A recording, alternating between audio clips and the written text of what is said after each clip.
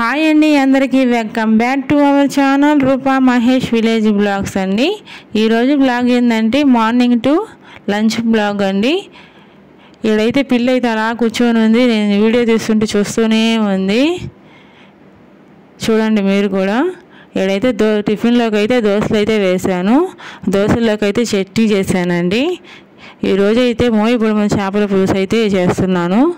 ఆడైతే onions fry అవుతున్నాయి. Onions fry అయ్యే లోపల కారం అయితే మిక్సీ పట్టడానికి మిరపకాయలు టమాటాలు వేసి మిక్సీ పట్టాను.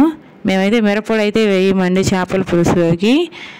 ఇలా కారం మిక్సీ పట్టి వేస్తే చేపల పులుసు అయితే చిక్కగా వస్తుందని ఇలాగైతే చేస్తాము.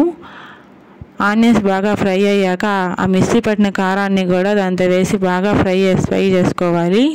ఆ తర్వాత చేప ముక్కలన్నీ వేసి చేపలకి ఉప్పు పసుపు కారం పట్టేలా బాగా కలుపుకోవాలి. ఈ విధంగా బాగా కలుపుకోవాలండి.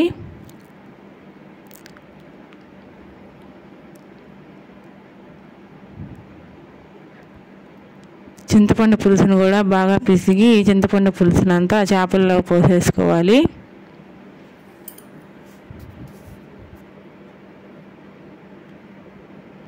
ఇవైతే మోయిబుడమ చేపలు కాబట్టి వాటికైతే బొడ్లు అయితే వస్తాయండి. ఆ బొడ్లు కూడా వేసేసుకున్నాను.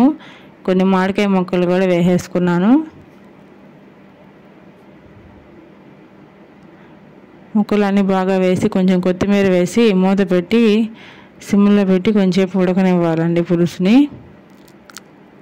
పులుసు బాగా ఉడుకుతుంటే తీసి చూస్తాము.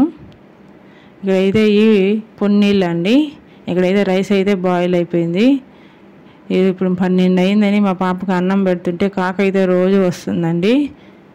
ఆ కాక అయితే అన్నం తింటుంది. నా ఛానల్ని సబ్స్క్రైబ్.